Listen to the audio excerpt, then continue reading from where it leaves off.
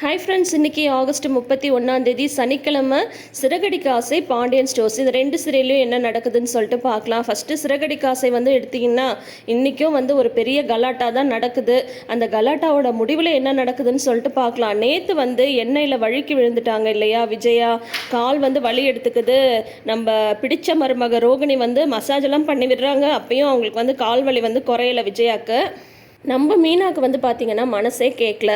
அவங்களுக்கு தெரிஞ்ச பூ கட்டுறவங்களுக்கு கால் பண்ணி, அக்கா நீங்கள் சுளுக்கெல்லாம் எடுப்பீங்கள்ல, எங்கள் மாமியார் எண்ணெயில் வழுக்கி விழுந்துட்டாங்க, உங்களுக்கு கால் சுளுக்குன மாதிரி இருக்குது, அதுக்கு நீங்கள் கை வைத்தியெல்லாம் பண்ணுவீங்கள்ல, ஏதாவது ஒரு வைத்தியம் சொல்லுங்கள் அப்படின்னது. சந்தோஷம் தானே மீனா, உங்கள் மாமியார் தான் எப்போ பார்த்தாலும் உன்னை கரிச்சு கொட்டிகிட்டே இருப்பாங்கள்ல, வலிக்கட்டும், நல்லா அவஸ்தைப்பட்டு விடு அப்படின்றாங்க. அக்கா என்னக்கா நீங்கள் இப்படி சொல்கிறீங்க, நான் சொல்கிறதே கேளுங்கக்கா, அவங்களுக்கு ஏதாவது கை வைத்தியம் சொல்லுங்கள் அப்படின்னதும் அவங்களும் வைத்தியம்லாம் சொல்கிறாங்க.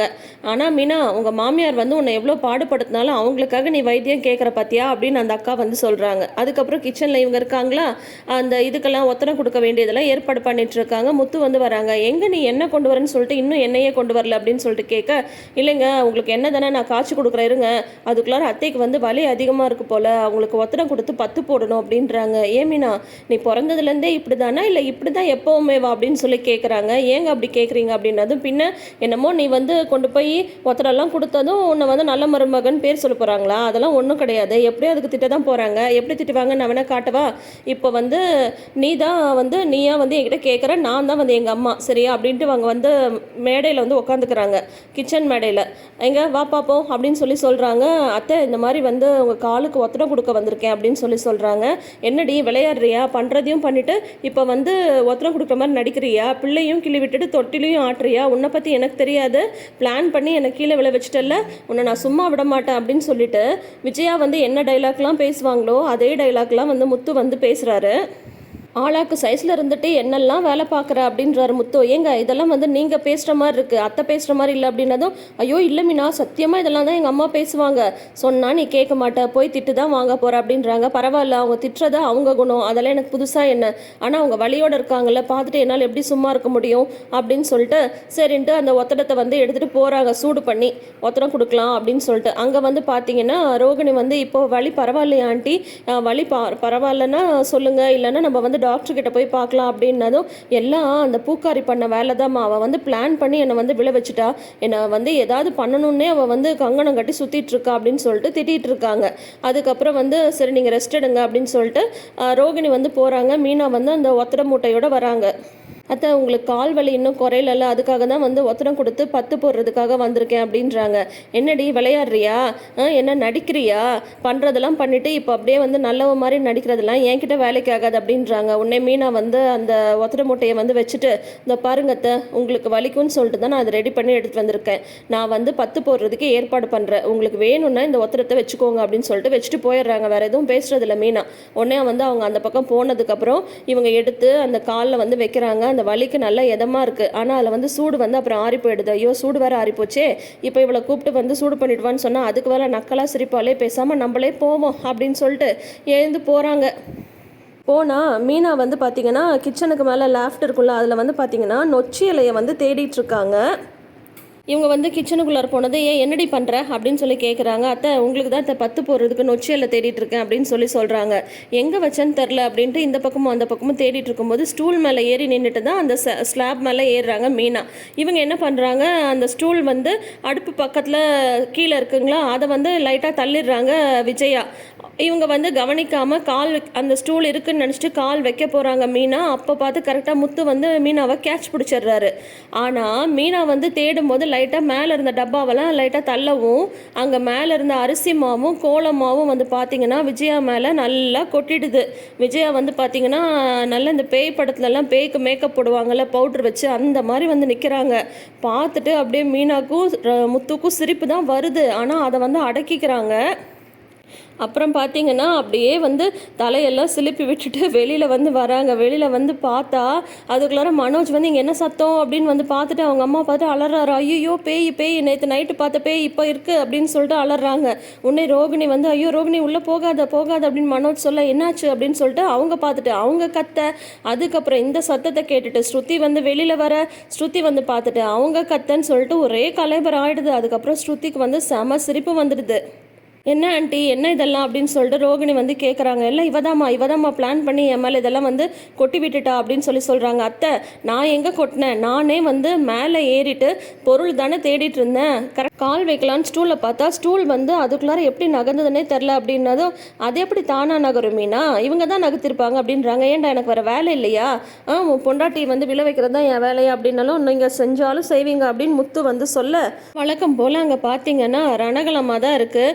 அப்புறம் வந்து முத்து ஒன்று சொல்ல, மீனா ஒன்று சொல்ல, அதுக்கு வந்து விஜயா திட்ட, மனோஜோ ரோகிணியோ விஜயாவுக்கு சப்போர்ட் பண்ணன்னு சொல்லிட்டு ஒரே கலாட்டா தான். இதில் ஸ்ருதி வேறு என்ன பண்ணுறாங்க, ஆண்டி நீங்கள் பார்க்க சூப்பராக இருக்கீங்க ஹோலி கொண்டாடின மாதிரி, இப்போ வந்து நான் அப்படியே ஒரு ஃபோட்டோ எடுத்துக்கிறேன் அப்படின்னு சொல்லிட்டு ஃபோட்டோ எடுத்து செல்ஃபி வேறு எடுத்துக்கிறாங்க. உடனே வந்து முத்து வந்து சொல்கிறாரு, கோலமாவு கோகிலா மாதிரி கோலமாவு விஜயாவா அப்படின்னதும், சூப்பராக இருக்கே, இதே ஹேஷ்டேகை வச்சு நான் வந்து சோஷியல் மீடியாவில் போஸ்ட் பண்ணுறேன் அப்படின்னு சொல்லிட்டு ஸ்டேட்டஸில் வந்து போட்டுடுறாங்க ஸ்ருதி. என்னம்மா உனக்கு என்ன பார்த்தா என்ன விளையாடுற பொம்மை மாதிரி இருக்கா அப்படின்னது, அதெல்லாம் இல்லை ஆண்டி சூப்பராக இருக்குல்ல அப்படின்னு சொல்கிறாங்க. அதுக்கப்புறம் எல்லாரும் போயிடுறாங்க. ஒரு நாளைக்கு எத்தனை தடவை தான் குளிக்கிறதுனே தெரில, இதுக்கு மேலே எவ்வளோ என்னை குளிக்க வச்சாங்க, எனக்கு வந்து ஜன்னி வந்துடும் போல இருக்குன்னு சொல்லிட்டு திட்டிகிட்டே வந்து குளிச்சுட்டு வெளியில் வராங்க விஜயா. அப்போ வந்து கரெக்டாக ஏற்றி விடுறதுக்குனே ரோகிணி வந்து வந்துடுறாங்க. ஆண்டி இந்த ஸ்ருதி என்ன பண்ணியிருக்கா தெரியுமா அப்படின்னது, என்னம்மா பண்ணா அப்படின்னு சொல்லும்போது, இங்கே பாருங்கள் ஸ்டேட்டஸில் எப்படி போட்டிருக்காங்கன்னு சொல்லிட்டு உங்கள் ஃபோட்டோவை போட்டு கிண்டல் பண்ணியிருக்காங்க அப்படின்னு சொல்லிட்டு காட்டுறாங்க. இவளுக்கு வர வர திமிர் வந்து ரொம்ப ஓவர் ஆயிடுச்சு ரோகிணி அப்படின்னதும், எனக்கு என்னமோ ஸ்ருதி வந்து அவங்களா இதெல்லாம் பண்ணுற மாதிரி தெரியல ஆண்டி, மீனா தான் ஏதோ சொல்லி கொடுத்து இந்த மாதிரிலாம் பண்ண வைக்கிறாங்கன்னு நினைக்கிறேன் அப்படின்னு சொல்கிறாங்க. இருந்தாலும் இருக்கும், இந்த பூ கட்டுற இருக்கா அவள் தான் வேணும்னே இந்த ஸ்ருதிகிட்ட சொல்லி இந்த மாதிரி பண்ணிட்டு இருக்கா. நானும் சரி பெரிய எடுத்து பொண்ணாச்சேன்னு சொல்லிட்டு அமைதியாக இருந்தால் இந்த ஸ்ருதி வந்து ரொம்ப ஓவராக தான் பண்ணிட்டு இருக்கா. நேற்று என்னென்னா நைட்டு வந்து என்னை பயப்படுத்தினா, இன்னைக்கு வந்து என் ஃபோட்டோவை போட்டு கிண்டல் பண்ணியிருக்கா, என்ன நினச்சிட்டு இருக்கா, இதுக்கெல்லாம் நான் வந்து ஒரு வழி பண்ணுறேன் அப்படின்னு சொல்கிறாங்க. நீ முதல்ல என் கூட கிளம்பு அப்படின்னது, எங்கே அப்படின்றாங்க. என்ன ரோகிணி நீயும் வந்து நான் சொல்கிற பேச்சை கேட்க மாட்டியா, உடனே என்னன்னு சொல்லிட்டு கேட்குறேன், நான் கூப்பிட்டா வர்றதுக்கு என்ன உனக்கு அப்படின்னது, சரி ஆண்டி, இல்லை ஆண்டி நான் ஒன்றுமே சொல்ல ஆண்டி, நீங்கள் என்ன சொன்னாலும் நான் வந்து கேட்டுப்பேன் ஆண்டி அப்படின்ட்டு உடனே பையை தூக்கிட்டு ரெண்டும் கிளம்புறாங்க. எங்கன்னு பார்த்தா வேற எங்க பார்வதியோட வீட்டுக்கு தான். அங்கே வந்து டான்ஸ் கிளாஸ் வந்து நடந்துட்டு இருக்கு. பார்வதி வந்து தைய தக்கான்னு சொல்லிட்டு இருக்காங்க. அங்கே இருக்கிறவங்க வந்து டான்ஸ் ஆடிட்டு இருக்காங்க. மாஸ்டர் வந்துட்டாங்க அப்படின்னது, எல்லாம் நீங்கள் நைட்டு சொல்லிக் கொடுத்ததை ப்ராக்டிஸ் பண்ணுங்கன்னு சொல்லிட்டு போய் உட்காடுறாங்க.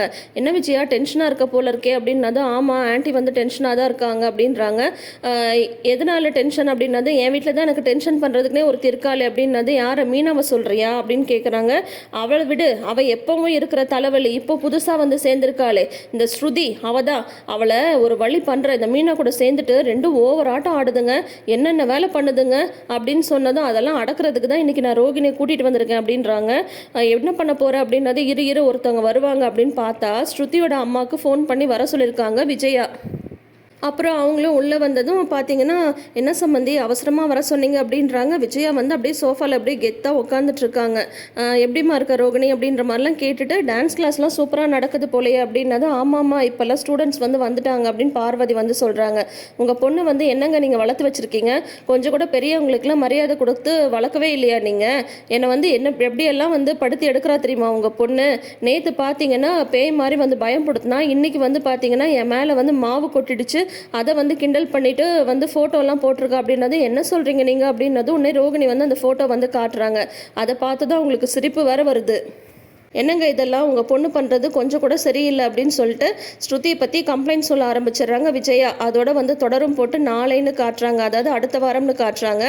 அதில் வந்து மீனாவும் முத்துவும் வந்து பலகுறையில் எங்கே இருக்க அப்படின்னு சொல்லிட்டு சத்தம் போட்டு வீட்டுக்குள்ளார வராங்க. என்னாச்சு முத்துன்னு ரவி வந்து கேட்க, இருக்குடா இன்றைக்கி ஒரு பஞ்சாயத்து அப்படின்னு சொன்னதும், உடனே வந்து எதுக்கு உங்கள் அம்மா வந்து மீனாவை திட்டுறாங்க அப்படின்னு சொல்லிட்டு ஸ்ருதியை வந்து கேட்குறாங்க. உடனே ஸ்ருதியை சொல்கிறாங்க, அதுக்கு ரீசன் வந்து உங்கள் அம்மா தானே, உங்கள் அம்மா எதுக்கு எங்கள் அம்மாவை கூப்பிட்டு பேசணும்னு ஸ்ருதி சொல்ல, மீனா வந்து அதுக்காக உங்கள் அம்மா வந்து நான் வேலை செய்கிற இடத்துல வந்து திட்டுவாங்களான்னு சொல்லிட்டு மீனாவுக்கு வந்து கோபமாக பேச, வெளியிலேருந்து விஜயாவுக்கு ஒரே கொண்டாட்டமாக இருக்குது. ஆஹா ரெண்டு பேருக்கும் முட்டிக்கிச்சு, இனிமேல் இவங்க ரெண்டு பேரும் ஒன்றா இருக்க மாட்டாங்க அப்படின்னு சொல்லிட்டு ஒரே குஷி ஆயிடுறாங்க விஜயா. இந்த ஒரு ப்ரமோவோட முடிச்சிருக்காங்க. ஒரே கலாட்டாவாக தான் போச்சு இன்னைக்கு. ஸோ இன்னைக்கு வந்து சிறகடிக்க ஆசை இதோட முடியுது. அடுத்தது நம்ம பார்க்க போகிற சீரியல் என்னன்னு பார்த்தீங்கன்னா பாண்டியன் ஸ்டோர்ஸ் சீசன் 2. பாண்டியனும் கோமதியும் நிம்மதியே இல்லாமல் இருக்காங்க. பாண்டியன் வந்து எப்பயும் பணத்தை வந்து அவ்வளோ சர்வ ஜாக்கிரதையாக எண்ணுவார். ஆனால் இன்னைக்கு பணம் கீழே விழுந்தது கூட தெரியாமல் அவர் பாட்டுக்கு ஏதோ ஒரு நினப்பில் இருக்கார். அப்புறம் பார்த்தீங்கன்னா கரெக்டாக அந்த நேரம் பார்த்து சரவணன் வந்து கால் பண்ணுறாரு. சரவணன் கால் பண்ணும்போது பாண்டியன் வந்து சொல்கிறாரு, நடந்த விஷயம் எதுவும் சரவணனுக்கு தெரியக்கூடாது, அப்புறம் மனசு ரொம்ப வருத்தப்படுவான்னு சொல்லிட்டு பேசுகிறாரு. அப்போ வந்து அப்பா இந்த மாதிரி கிளம்பிட்டோம்ப்பா அப்படின்னு சொல்லிட்டு சொல்கிறாங்க. அப்படியா, சரி பார்த்து பத்திரமா வாங்கன்னு டல்லாக பேசுகிறாரு. இன்னும் ஏன்ப்பா டல்லாக இருக்கீங்க அப்படின்னதும், அதெல்லாம் ஒன்றும் இல்லையே அப்படின்னு சொல்லிட்டு சொல்கிறாரு பாண்டியன். நீ பார்த்து பத்திரமா கவனமாக கிளம்பி வா அப்படின்னு சொல்லிட்டு ஃபோனை வச்சிடறாரு. ஏன் வேறு எதுவுமே கேட்காம ஃபோனை வச்சிட்டாருன்னு மறுபடியும் சந்தேகப்பட்டு மறுபடியும் வந்து சரவணன் வந்து பழனிக்கு வந்து கால் பண்ணுறாங்க. அப்போ பழனி சொல்கிறாரு, மச்சான் நீங்கள் வந்து டல்லாக பேசினது பாருங்கள், எனக்கு கூப்பிட்றான் அப்படின்னதும் நடந்த விஷயம் எதுவுமே சரவணனுக்கு தெரியக்கூடாது அப்படின்னு சொல்கிறாங்க. பழனிட்ட வந்து சரவணன் கேட்குறாங்க, ஏமாம்மா அப்பா டல்லாக இருக்கார் அப்படின்னது. இல்லைப்பா உங்கள் அப்பா நல்லா தான் இருக்கார் அப்படின்றாங்க. இல்லை எனக்கு வந்து தெரியும், என் கூட பேசும்போது அப்பா எப்போவுமே சந்தோஷமாக பேசுவார், ஆனால் இன்றைக்கி அவரோட வாய்ஸில் வந்து ஒரு இதே இல்லை, சந்தோஷமே இல்லை, என்னாச்சு அப்படின்னதும் அதெல்லாம் ஒன்றும் இல்லைன்றாங்க. நீங்கள் ஃபோன் அம்மாட்ட கொடுங்க அப்படின்றாங்க. பக்கத்தில் கோமதி இருக்காங்க. கோமதிட்ட அக்கா எதையும் உளறி வைக்காதுன்னு சொல்லி தான் பழனி வந்து ஃபோனை கொடுக்குறாரு. சரவணன் வந்து என்னம்மா ஆச்சு அப்பாவுக்கு, ஏதாவது உடம்பு ஏதாவது சரியில்லை அப்படின்லாம் கேட்குறாங்க. அதெல்லாம் ஒன்றும் இல்லைடா ஒன்றும் இல்லை அப்படின்னு சொல்கிறாங்க. இல்லை ஏதோ இருக்குது சொல்லுமா அப்படின்னு சொல்லிட்டு சரவணன் கேட்க, ஏண்டா நீ வந்து சொல்லுமான்ற, அவர் வந்து நடந்ததை சொல்ல வேணான்றாரு. யார் சொல்கிறதா நான் கேட்குறதுன்னு உளறிடுறாங்க. உடனே வந்துட்டு ஐயோ அப்படின்னு சொல்லிட்டு பாண்டியனுக்கு ஒரே கடுப்பாயிடுது, இவளை பாறேன் அப்படின்னு சொல்லிட்டு. அப்புறம் சரவணன் வந்து சொல்கிறாங்க, அப்போ என்னமோ நடந்திருக்குல்ல, என்னம்மா நடந்துச்சு அப்படின்னதும் ஒன்று அதை ஏன்டா சரவணா கேட்குற அப்படின்னு சொல்லிட்டு எல்லாத்தையும் சொல்லி வைக்கிறாங்க. அப்புறம் வந்து பாண்டியன் வந்து நான் தான் சொல்ல வேணான்னு சொன்னல, உன்னை யார் சொல்லுதுன்னு சொல்லிட்டு கோச்சிட்டு போயிடுறாரு. நான் வந்து அப்பாட்ட பேசுகிறேம்மா, என்னம்மா இவ்வளோ விஷயம் நடந்திருக்கான்னு சொல்லிட்டு சரவணன் வந்து ஃபோனை வந்து வச்சிடுறாங்க. உடனே பழனி வந்து திட்டுறாங்க, அக்கா எனக்கு இப்போ தான் தெரியுது மாமா ஏன் எப்போ பார்த்தாலும் இவ்வளோ கோவமாக ஸ்ட்ரிக்டாக இருக்காருன்னு சொல்லிட்டு. உன்னை எல்லாம் வச்சுட்டு என்னக்கா பண்ணுறது, சொல்ல வேணான்னு சொல்லி உன்னை யாருக்கா சொல்ல சொன்னது அப்படின்னதும், நான் என்னடா தப்பு பண்ணேன், அவன் கேட்கும்போது என்னால் சொல்லாமல் இருக்க முடியல அப்படின்னு சொல்கிறாங்க. அட போக்கா அப்படின்னு சொல்லிட்டு போயிடுறாங்க. இதோட இது முடிஞ்சுதுங்களா. அடுத்தது பார்த்தீங்கன்னா ராஜி ரூமில் இருக்காங்க. கதிர் வந்து வராங்க. அவங்க ஃப்ரெண்டுகிட்ட வந்து ஃபோன் பேசுகிறாங்க. உடனே ராஜி வந்து நீ கோவமாக இருப்பேன்னு தான் தெரியும், இருந்தாலும் என்னோட சூழ்நிலை புரிஞ்சுக்கொண்டதும் இது பாரு, நான் பயங்கர கடுப்பில் வந்து இருக்கேன், கோவமாக தான் இருக்குன்னு தெரியறல்ல, அப்புறம் ஏன் வந்து பேசுகிற நீ, உனக்கு எவ்வளோ தைரியம் இருந்தால் வீட்டில் சொல்லாமல் இப்படி ஒரு விஷயத்தை வந்து செஞ்சுருப்ப. இல்லை நான் கேட்குறேன், உனக்கு என்ன தான் பிரச்சனை, நான் கூட உன்னை அப்பாவின்னு நினச்சேன், ஆனால் நீ வந்து என்னென்ன வேலையெல்லாம் பார்த்துருக்க, என்ன பண்ணுறது, உன் பிறப்புலேருந்தே நீ வந்து இப்படி தான் இருந்திருக்க, பொய் பேசுறது, தெரியாமல் பண்ணுறது அப்படின்னு சொல்லிட்டு. நான் பேச ஆரம்பித்தேன்னா பழசெல்லாம் பேச வேண்டியது வரும், அப்புறம் உனக்கு கஷ்டமாயிடும், வேணா இதோட விட்டுரு. ஆனால் எங்கள் அப்பாவுக்கு என்ன இது இருக்குது பாரு, எனக்கும் எங்கள் அப்பாவுக்கும் 1000 பிரச்சனை இருக்கும், இல்லைன்னா நான் சொல்ல மாட்டேன். அதுக்காக எங்கள் அப்பா அவமானப்படுறதை பார்த்துட்டு என்னால் சும்மாலாம் இருக்க முடியாது. ஏன் ஒரு வார்த்தை கூட சொல்லாமல் நீ பாட்டிக்கு வந்து உன்னோட தேவைக்கு நீ டியூஷன் எடுக்க போவியா, எவ்வளோ தூரம் சொன்னேன் நான், எதுனாலும் நான் பார்த்துக்கிறேன்னு சொல்லிட்டு பிடிக்காம தான் கல்யாணம் பண்ணேன், ஆனால் உனக்கு வேண்டியதெல்லாம் நான் செஞ்சுட்டு தானே இருக்கேன் அப்படின்னு சொல்கிறாங்க. உடனே ராஜி வந்து அதான் உனக்கு வந்து என்னை பிடிக்கலல்ல, அதனால தான் எனக்கு வேண்டியதை நானே இனிமேல் பார்த்துக்கிறேன் அப்படின்னது. பார்த்துக்கோ, அதுக்காக வந்து வேலைக்கு போய் எங்கள் அப்பா வாசிக்கப்படுத்துகிற வேலையெல்லாம் வச்சுக்காது அப்படின்றாங்க. நான் சொல்கிறத கொஞ்சமாவது நீ வந்து புரிஞ்சுக்கிறியா அப்படின்றாங்க. நான் எதுக்கு புரிஞ்சுக்கணும், நீ யார் எனக்கு எதையும் நான் புரிஞ்சுக்கணுன்ற அவசியம் எதுவுமே கிடையாது. இன்றைக்கி எங்கள் அப்பாவுக்கு இவ்வளோ பெரிய அசிங்கம் நடந்திருக்குன்னா அது காரணம் நீ தான். யார் முன்னாடி எங்கள் அப்பா வந்து வாழ்ந்து காட்டணும்னு நினச்சாரோ அவங்க முன்னாடியே தலைக்குடியை வச்சுட்டல. இல்லை நான் கேட்குறேன், உங்கள் அப்பாவுக்கும் சித்தப்பாவுக்கும் அப்படின்னு பெரிய இதுவா, பரம்பரை சொத்தை வச்சுட்டு தானே வந்து என்னமோ பெருமை பேசிட்டு இருக்காங்க. ஆனால் எங்கள் அப்பா அவர் ஒவ்வொன்றும் அவர் சம்பாரிச்சது, அவரோட காசு, அவரோட உழைப்பில் வந்தது. அப்படி இருக்கும்போது எங்கள் அப்பாவை வந்து இறக்கி பேசுறதுக்கு உங்கள் அப்பாவுக்கும் சித்தப்பாவுக்கும் என்ன இருக்குது அப்படின்லாம் வந்து நல்லா திட்டுறாங்க. உடனே ராஜிக்கு வந்து என்னது பிடிக்கல அப்படின்னு சொல்லிட்டாருன்னு சொல்லிட்டு அது வேற ராஜிக்கு வந்து கஷ்டமாக இருக்குது. அதுக்கப்புறம் கதிர் வந்து இவங்களோட சண்டை போட்டு வெளியில் வந்து படுக்க வந்துடுறாரு. உடனே பழனி வந்து ஏன்டா இப்படி பண்ணுற, பாவண்டா அந்த பிள்ளை, இப்படிலாம் நடக்கும்னு அதுக்கு தெரியாதுடா அப்படின்றாங்க. உடனே மாமா நான் ஏதாவது சொல்ல போகிறேன், நீ அமைதியாக இருமாமா அப்படின்னு சொல்லிட்டு கதிர் வந்து வெளியிலேயே வந்து அவங்க மாமா கூட படுத்துக்கிறாரு. இந்த பக்கம் பார்த்தீங்கன்னா மீனா வந்து ரூமில் இருக்காங்களா. செந்தில் வந்து கோவமாக வந்து வராங்க.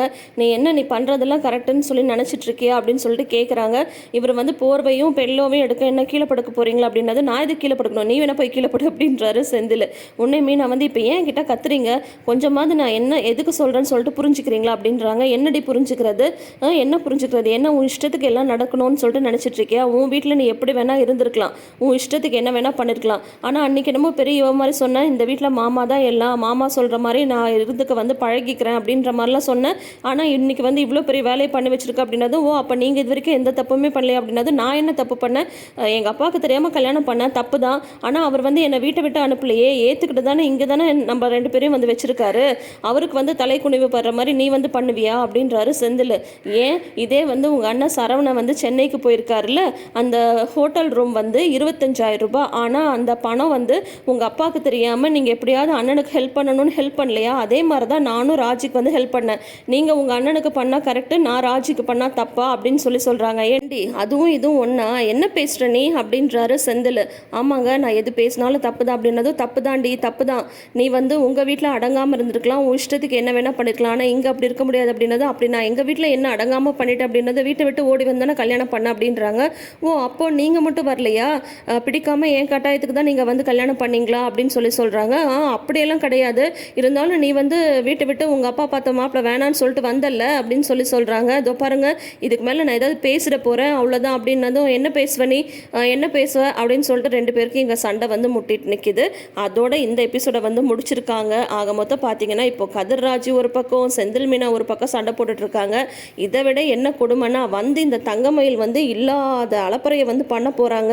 ஐயோ 2-3 நாளாக இந்த தங்கமயிலை காட்டாமல் இருந்தது உண்மையிலேயே நல்லா இருந்தது. இப்போ பார்த்தீங்கன்னா அடுத்த வாரத்துலேருந்து அந்த இம்சை வேறு ஸ்டார்ட் ஆகிடும். இந்த பிரச்சனையை பற்றி தெரிஞ்சால் ஓவர் பில்டப் பண்ணி கொடுத்து பேசுவாங்க. என்னதான் நடக்குதுன்னு வெயிட் பண்ணி பார்க்கலாம். ஸோ தொடர்ந்து வீடியோஸ்க்கு நம்ம சேனலை சப்ஸ்கிரைப் பண்ணிக்கோங்க. நோட்டிஃபிகேஷன் பெல் ஐக்கானில் ஆல் சிம்பிள் கிளிக் பண்ணிக்கோங்க. தேங்க்யூ.